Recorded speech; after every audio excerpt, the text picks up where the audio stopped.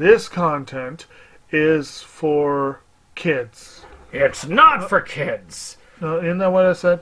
No, it's not for kids. If you are 13 years or younger, this is not for you. Do I have to kill somebody in order to actually make that point across? No, man, you don't have to kill Wait no one. a second. Oh, no. When we return to our planet, the High Court may well sentence you to torture. He likes movies, we like movies. Septum Sin versus the world. Septum Sin versus the world. Septum Sin versus the world. Septum Sin versus the world. I'd buy that for $1. Greetings! You're watching Septum Sen vs. the World. I'm Septum Sen. I'm here with Kotobuki J. Hey? And we're here to show you what they got. Yeah. Big week. A much bigger week than last week. But Yes. that's not saying anything, is it? Well, it's not saying much. But we do have some fun stuff for you. Mm-hmm. As a matter of fact, we've got so much fun stuff, there's not even enough room to have any Gundam. Oh, wow. But I'll show you in this.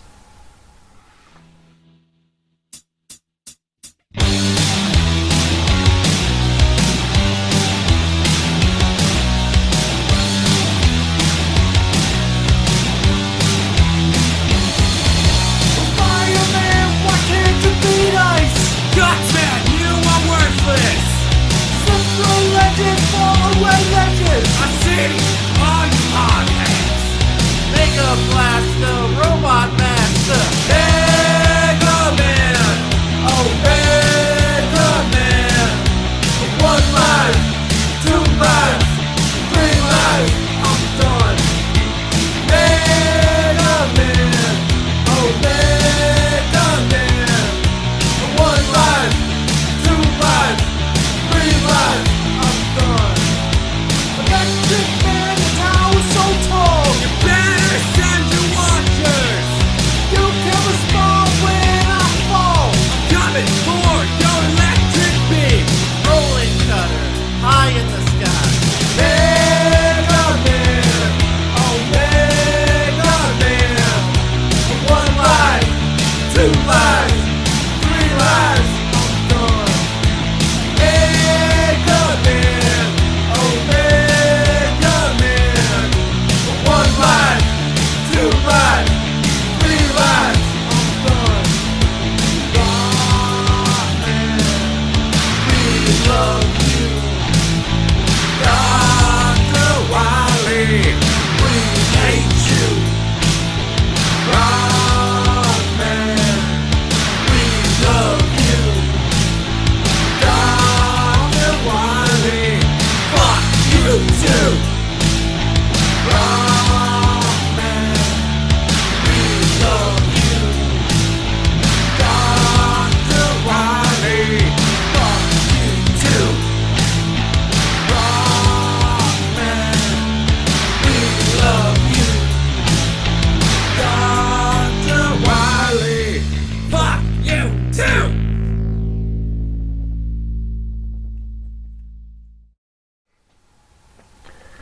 Alright, we got some fun stuff this week. I'll go ahead and start us off.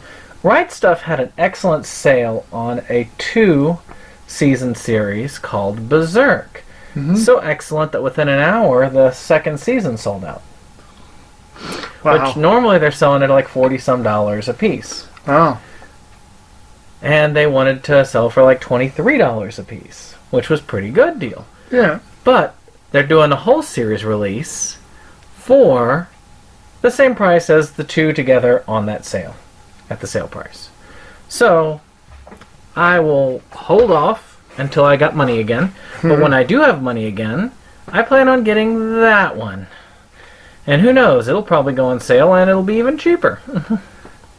All right. Speaking of anime where they are combining to create a nice condensed package, but totally totally different show from Berserk. We are seeing... Oh, you already have a combined set. I do. Okay.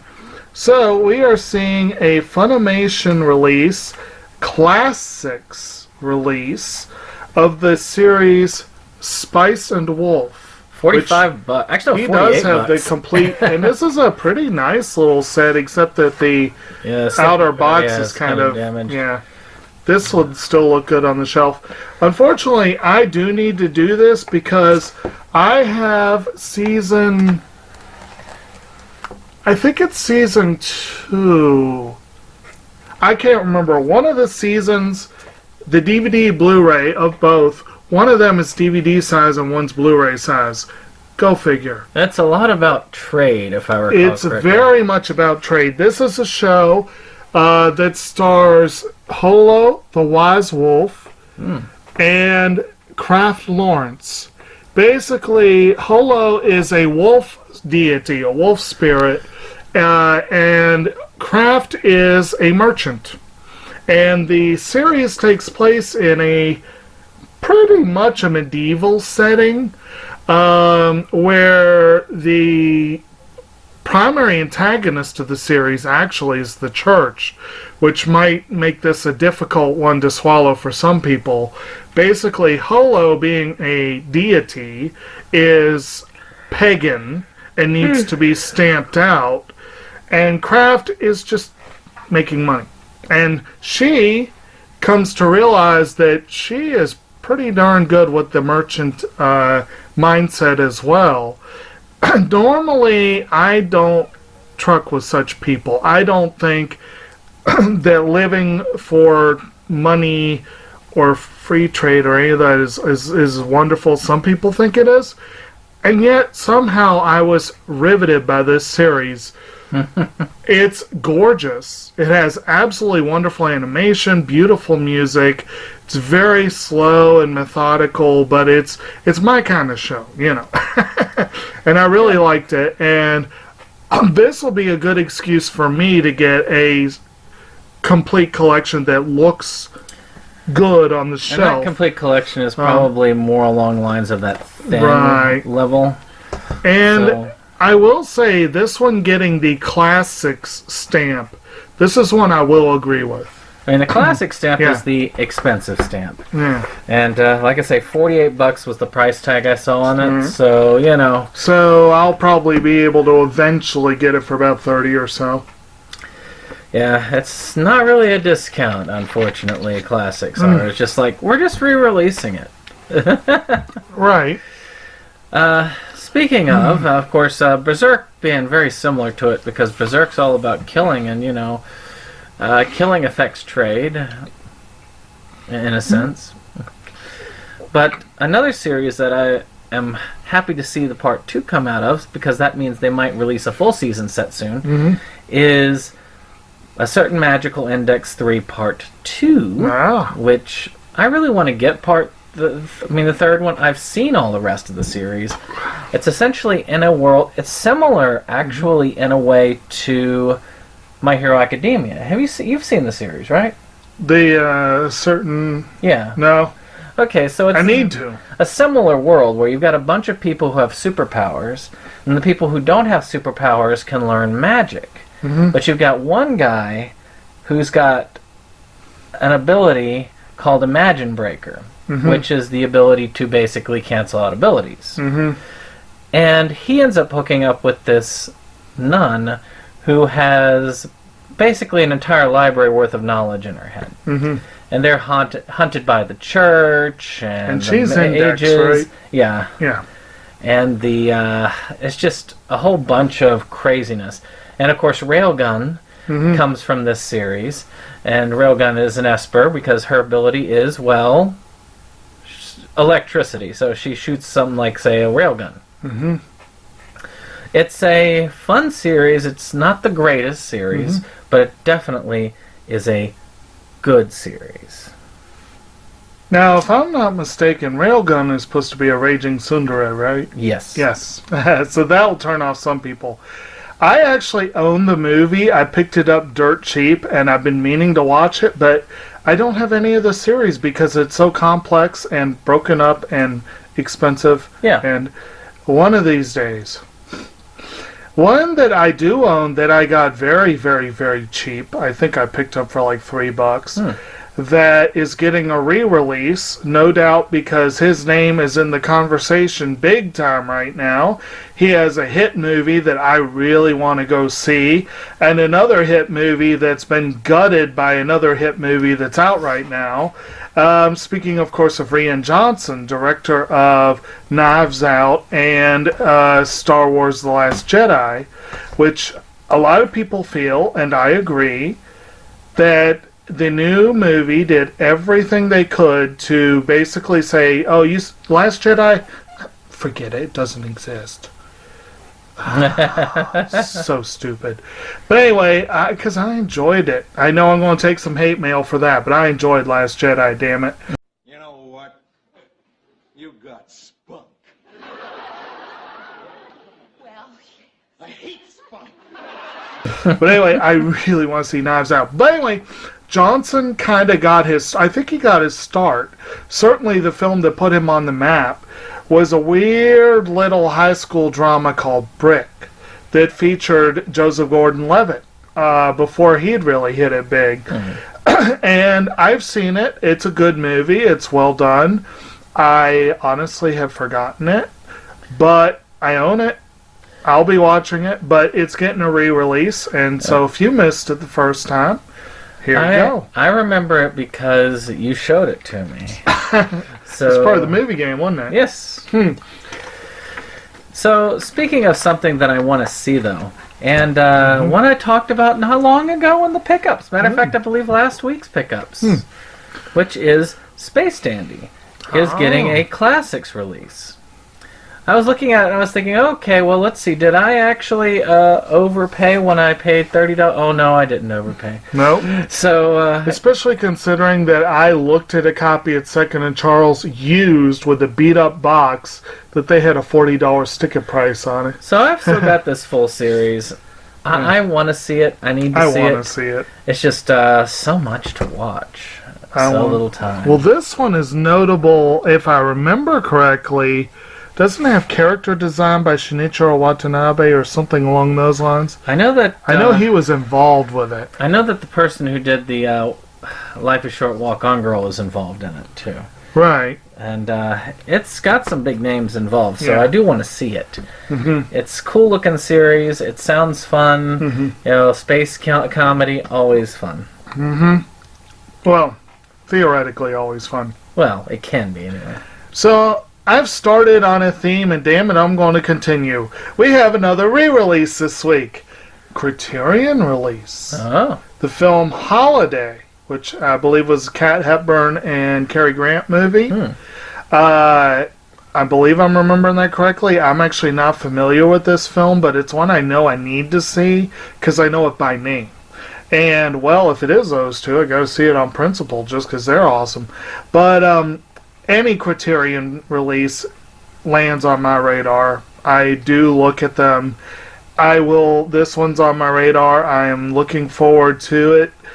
One day, it will be mine. Oh, yes. It will be mine. Yes. It will be mine. Oh, yes. It will be mine. So, you know, there are some things that don't seem to go together, like peanut butter and bananas on a sandwich, but surprisingly they do. You know, other things like, you know, idols and zombies might go together, and somebody's nightmares.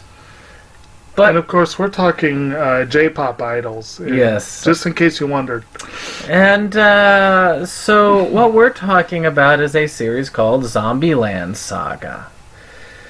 I've heard of this a while back, and it's weird. It's very weird. A guy basically goes in and brings back to life a bunch of famous idols to form an idol group. And most of them are okay, except for one apparently who is a full-on rabid zombie. But it looks hilarious.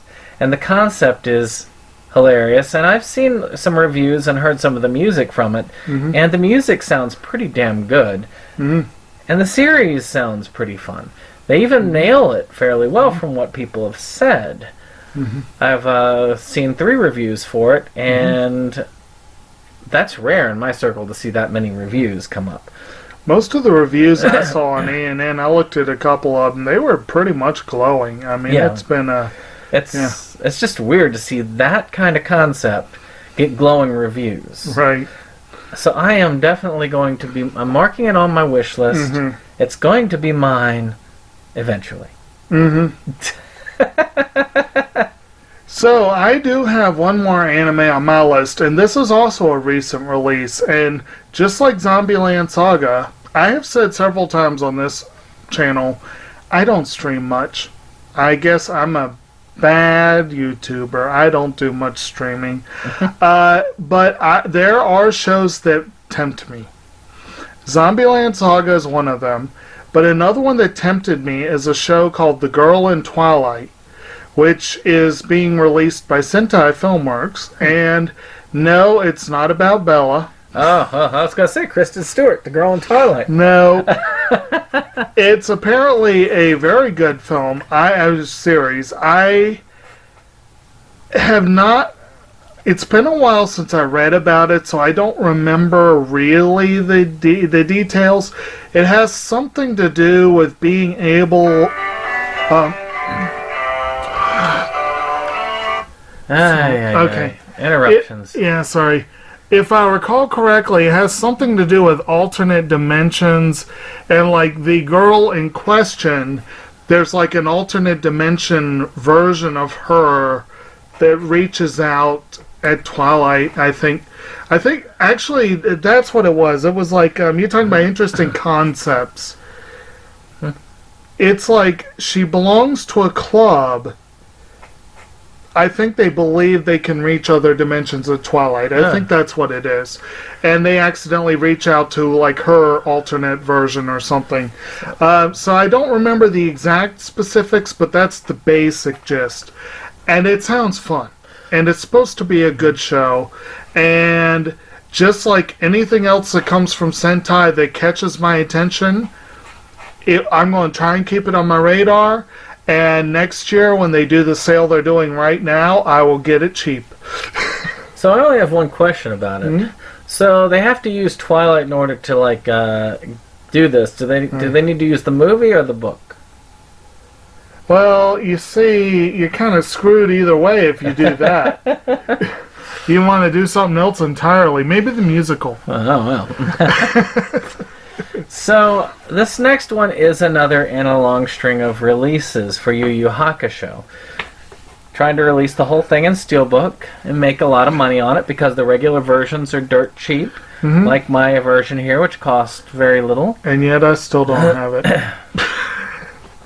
I've got to see I've seen the movie.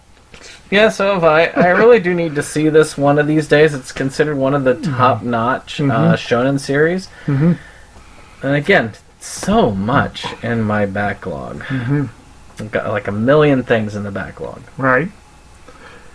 Well, one thing I have coming up on the queue from the library, we were just talking jokingly about the girl in Twilight.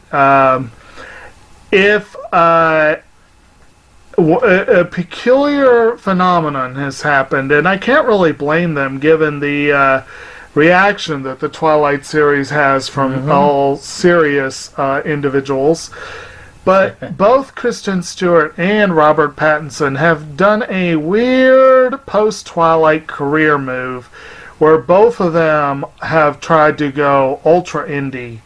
Occasionally with some high profile, like Stewart has an Underwater that just came out that looks like a pretty high budget blockbuster or something, but she's also done like 3 Olivier Assayas films, and that's kind of weird. But Pattinson has a weird one coming out, a film with Willem Dafoe called The Lighthouse.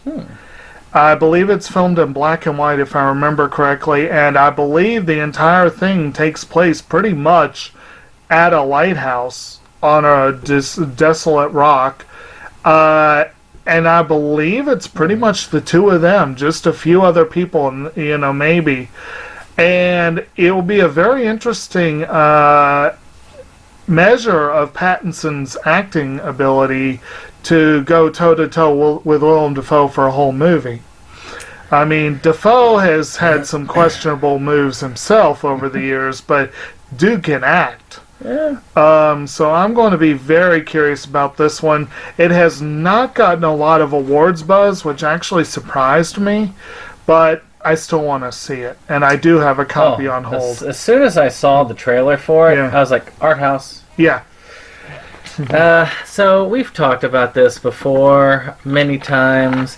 You got a copy of the second season for Christmas, and but we've talked about two classics releases coming out, but there is one on the Essentials line, which is their cheapo line, and that is the second season of Dagashi Kashi, which I'm just going to stay over here because that's the one. I mean, the first season was out on Essentials. It's only a matter of time, really. It's not that expensive a series to begin with. I mean, shoot, when I got it on the sale, it was pretty cheap. So, I mean, it's an excellent looking series. I've enjoyed what I've seen of it. I need to continue to watch it. I stopped watching when I found out there was a season 2. And now that I have season 2, I haven't been able to get back to it. And one that's now on my backlog. And the final one, is another one that I have seen that is a pretty intriguing film. I still wonder whether DC really, truly needed to put this into the world, but I'm not complaining that they have, because it's pretty good. Taxi Driver. Obviously. Taxi Driver 2019. Also called Joker.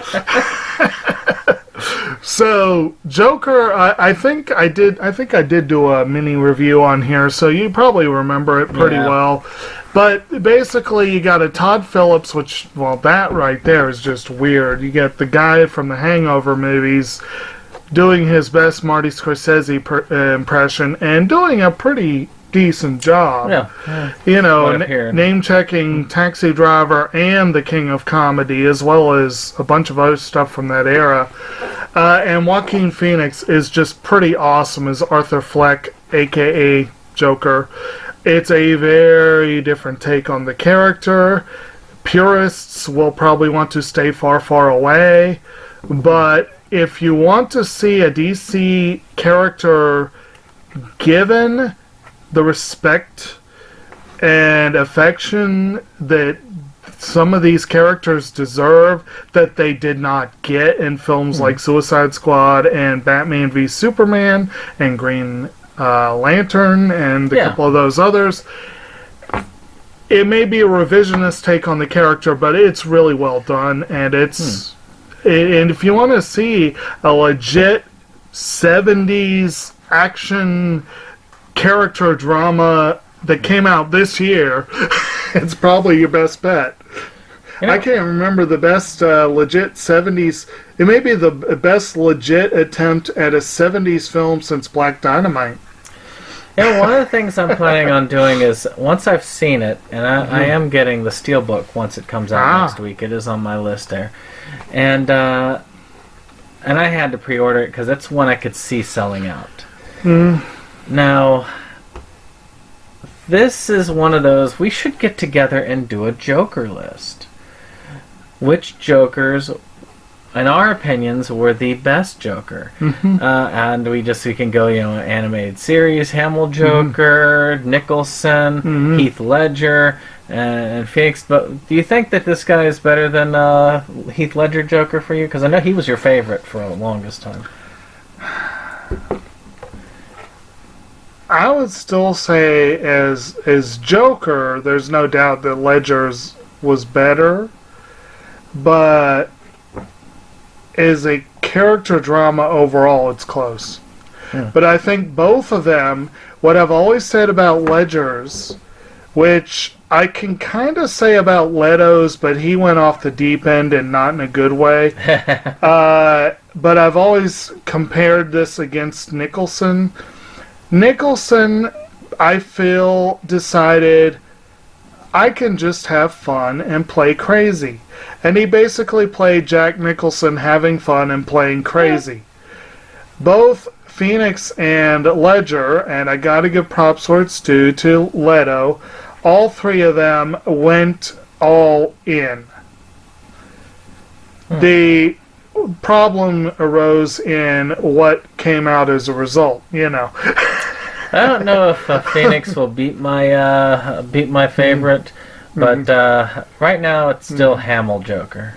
Oh, well, if you're going that way, then, oh, yeah, Hamill is phenomenal. Now, of course, it was in vocal acting, but dude can... Yeah. And you, I still don't believe it. You know, again, blasphemy to some. I never fully got into the Star Wars the way some people did. Part of the reason why was Mark Hamill pissed me the hell off in the first trilogy. And everything he's done since then has been great. Yeah. It's like... Well, like I say, Hamill's version of Joker is there, but he is not. But he's a lot more refined than Street Person Joker. I just like that they. I just like that they originally hired Tim Curry and fired him because he was too creepy. Gosh, that'd have been interesting. It would have been. It would have been a whole different world. So I could definitely see him in live action as the Joker. He's got the smile for it. That's for and sure. And you could hear the Joker going, "They all float down here." Well, that's all we've got for you this week. I hope you've enjoyed this video. Right. Click like if you enjoy it. Of course, subscribe. And check out some of the other things that we've got going on this week. Fun pickups We've got a massive pickup. We've got a really excellent, combined New Year's / pickup video. Also, so we got 2 pickups for the price of 1. And then on Thursday, we're going to kick off, finally, the Anhedenia Project. A 23-part project of short reviews. Some of them no more than 2.5 minutes. But still, reviews of a bunch of films that are usually between 45 minutes to an hour and a half long. So you should join me every Thursday as we do it. I even created a new opener for that particular series. It's kind of embarrassing, so I won't show you.